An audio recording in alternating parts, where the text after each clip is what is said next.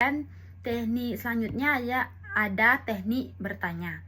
Tentu kita sebagai konselor dan kita sebagai klien juga, bukan klien sih, kita sebagai konselor, kita juga harus mampu memulai duluan dan harus menanyakan apapun itu duluan bagi Restu. Dan mungkin itu nanti kalau setelah Restu Astungkara cepat lolos atau misalnya jadi suatu konselor, pasti Restu akan bertanya pertanyaan terbuka, bertanya secara langsung, bertanya duluan, seperti itu menurut Restu di teknik pertanyaan. Tapi di rangkuman Restu ada juga pembagiannya, Ibu.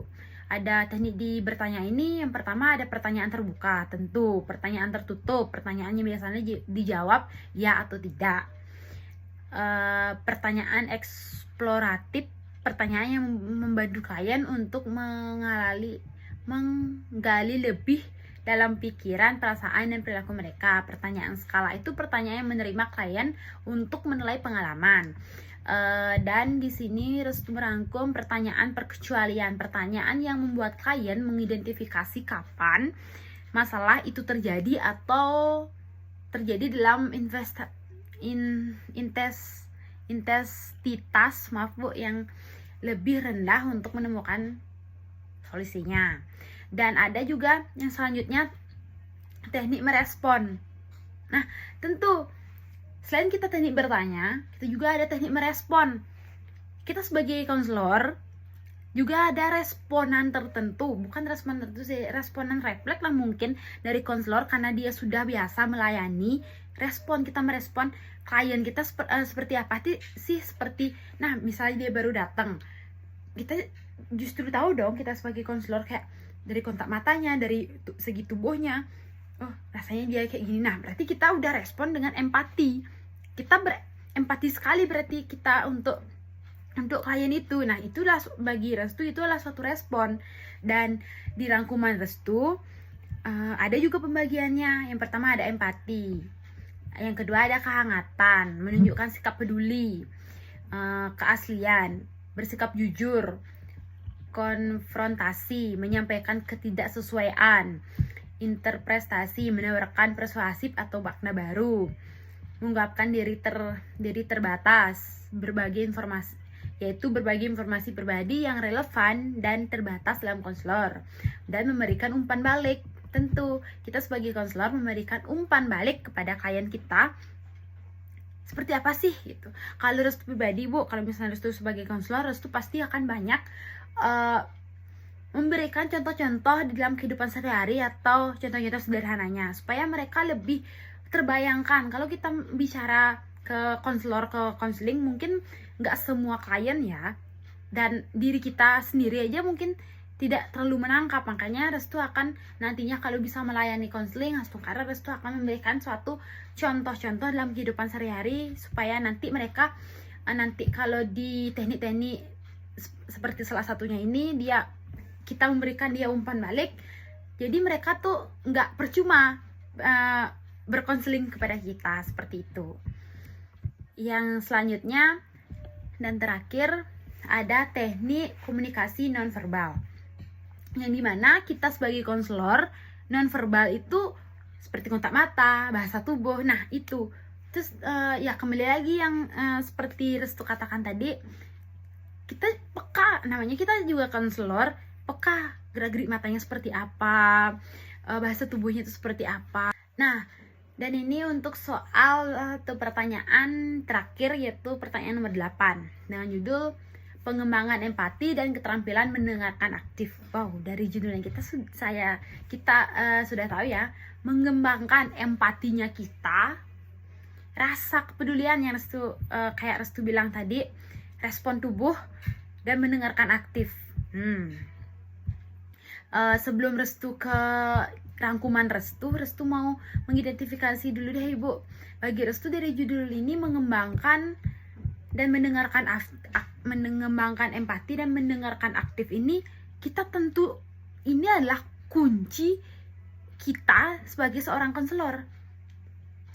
Tentu kita harus berempati tinggi, peka namanya ya, peka tinggi terhadap nantinya untuk klien kita. Ya mungkin nggak semua orang akan seperti itu, tapi kan kita pasti tentunya belajar.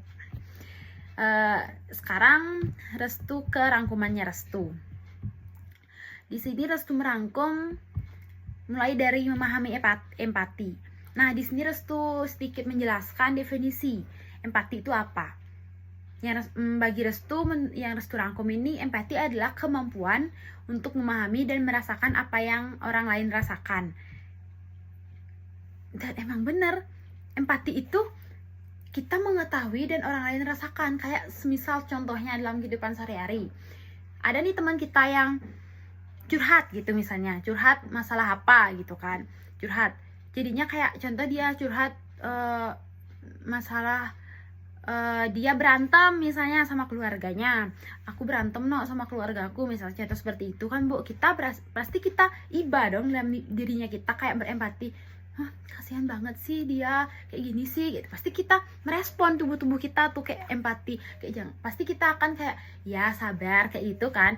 Nah, kalau kita punya bisa memberikan dia pemasukan atau mencarikan dia solusi, pasti kita carikan dia solusi. Itu adalah salah satu empati dari sudut pandangnya Restu. Nah, mungkin itu dari contoh sederhananya Restu bagi Restu. Contoh sederhana bagi Restu. Seperti definisinya kan, kemampuan untuk memahami dan merasakan apa yang dirasakan orang lain. Kita ikut iba, kayak ikut merasakan, itu namanya empati. Apalagi kita langsung kayak mereka cerita sedih, kita ikut sedih, itu udah empati tinggi kita. Berarti kita kayak benar-benar kita yang di sana, itu udah namanya empati. Adapun aspek-aspek empatinya, yang pertama ada empati kognitif, memahami persuasif dan pikiran orang lain tentang memahami apa yang mereka alami. Nah, itu seperti contoh Restu tadi, Ibu, empati emosional, merasakan emosi yang sama dengan orang lain. Ini tentang merasakan bersama apa yang mereka alami. Nah, itu ada salah satu termasuk kepedulian ke emosional, empati namanya. Kita ikut merasakan, berarti kita ikut tahu dong emosionalnya mereka seperti apa. Apalagi klien atau teman kita atau siapa kita yang curhat kepada kita atau ngomongin sampai kita nangis, kayak ikut benci, itu adalah namanya emosional empati, udah termasuk itu. Dan manfaat empati ini juga Restu ada sedikit merangkum manfaat empati. Di dalam judul yang ini nih ada manfaatnya. Yang pertama ada membangun hubungan yang lebih kuat dan bermakna. Tentu manfaatnya ini emang membangun hubungannya lebih kuat dan bermakna tentunya. Kalau kita berempati, kayak lebih bagi Restu tuh kita lebih dekat gitu loh satu sama lain, meningkatkan komunikasi dan mengurangi konflik. Nah, tentu apalagi kita kalau udah empati, pasti kita tentunya bisa meningkatkan komunikasi kita. Apalagi mereka udah nyaman kan bicara sama kita, otomatis komunikasi kita dengan mereka tuh lancar, dan pasti ya jarang nih namanya konflik seperti itu. Meningkatkan pemahaman lintas budaya, kayak ya seperti meningkatkan apa sih pemahaman tentang itu, seperti itu. Mendukung perilaku profesional dan altruisme, meningkatkan kepemimpinan dan kerja tim. Ya termasuk sih yang dibilang Restu tuh, kita meningkatkan semuanya deh, kayak rasa kepercayaan mereka tuh, berarti mereka tuh udah percaya gitu loh, udah sama kita, seperti itu. Ini ada mengembangkan empati, ada pembagiannya, ada mendengarkan dengan penuh perhatian, mengambil persuasif orang lain, mengenali emosi, validasi emosi, membaca fiksi dan menonton film. Mengembangkan empati itu kayak gitu ya, Ibu. Latar belakang yang berbeda, refleksi diri, latihan, dan semua ini yang Restu rangkum emang berdasarkan yang Restu ambil dari sumber-sumber lain dan Restu pelajari gitu loh, Ibu, sambil belajar untuk ya emang gimana ya, Ibu, menerapkan dengan penuh perhatian tuh. Kita emang sebagai konselor tuh emang harus kayak kembali lagi, kita harus peka gitu loh bagi Restu.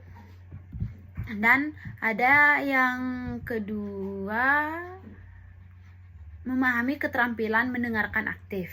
Nah, sebelum itu empati tadi kan rasa iba kepada orang lain atau ikut merasakan. Nah, bagi Restu ini memahami keterampilan mendengarkan aktif ini sedikit definisinya, teknik mendengarkan aktif, namanya juga aktif, berarti kita fokus mendengarkan kliennya kita untuk berbicara atau seperti apa, itu namanya aktif. Nah, adapun yang Restu rangkum ada elemen-elemen mendengarkan aktif itu perhatian penuh, kontak mata, bahasa tubuh, mengajukan pertanyaan, refleksi perasaan, lagi ya, mana gini ya, perasaan, menahan diri dan menilai, menghindari erupsi kepada diri sendiri. Nah, itulah mendengarkan aktif itu emang banyak sekali yang sudah tadi Restu mungkin singgung ya Ibu ya. Kayak perhatian penuh, kita harus juga perhatian penuh kepada mereka, kontak mata kita harus seperti apa, mengajukan pertanyaan kita yang bisa gimana sih seperti ini, intinya kita harus bekal, kita harus bisa mulai duluan gitu. Jangan di sini kalau kita sebagai bagi Restu di sini kalau kita sebagai seorang konselor, kita jangan mengutamakan egonya kita ya, sama seperti Restu pribadi ya. Restu biasanya nggak mau bertanya duluan, nggak mau kayak ini. Kita harus menyampingkan itu, ini loh kliennya kita, ini bukan egonya kita, jangan dikuasai oleh ego sendiri gitu loh. Restu sih gitu Ibu.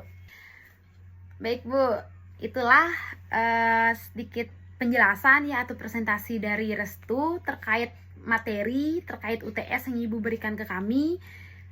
Dan jujur Bu, sangat banyak sekali Restu belajar dari materi-materi ini, dan mungkin belum semuanya Restu terlalu pahami, tapi Restu akan tetap belajar untuk mempelajari ini. Dan jujur Bu, terima kasih banyak sudah memberikan tugas ini ke kami.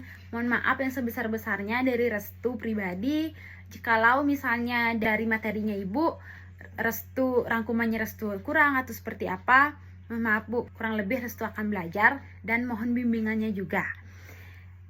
Sekali lagi Restu minta maaf atas perkataan Restu atau kalimat yang mungkin salah kata, dan Restu tutup dengan Prama Santi. Om Santi Santi Santi. Halo, bye-bye.